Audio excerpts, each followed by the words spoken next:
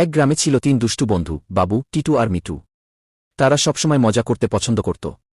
একদিন তারা স্কুল থেকে ফেরার পথে এক পুরনো বাড়ি দেখতে পেল। বাড়িটার দরজায় বড় হরফে লেখা ছিল, ভুলভুলাইয়া, প্রবেশ নিষেধ। বাবু বলল, নিষেধ মানে ঢুকতেই হবে। কে আসবে? টিটু আর মিটু হাত তুলে বলল, আমরা তো অবশ্যই যাব। তারা ৩ জন সাহস করে ভেতরে ঢুকল। কিন্তু ভেতরে ঢুকতেই দরজা বন্ধ হয়ে গেল। বাড়িটা ছিল এক বিশাল গোলকধাঁধা। এক ঘর থেকে অন্য ঘরে গেলে নতুন দরজা খুলে যেত, কিন্তু কোনোটা সত্যি রাস্তা আর কোনোটা ভুল পথে নিয়ে যেত। প্রথম ঘরে তারা দেখল এক বিশাল রোবট। রোবটটা তাদের বলল, এখান থেকে বের হতে হলে আমাকে ধাঁধার উত্তর দাও। ধাঁধা? নিজে চলতে জানে না, তবে সে সবাইকে চালায়।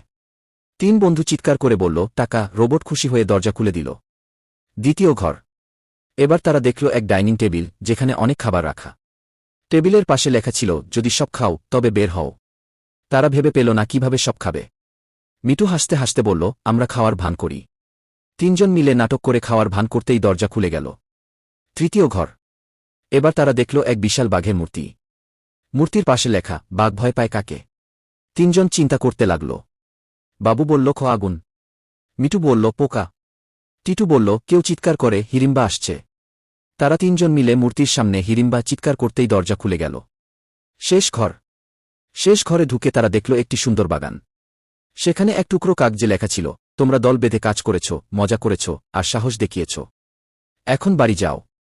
তারা দরজা খুলে বেরিয়ে এল। বাইরে এসে তারা হাসতে হাসতে বলল, আমরা আসল ভুলভুলাইয়া অভিযান করে ফেলেছি। গল্পের শিক্ষা, মিলেমিশে কাজ করলে সব সমস্যার সমাধান সম্ভব।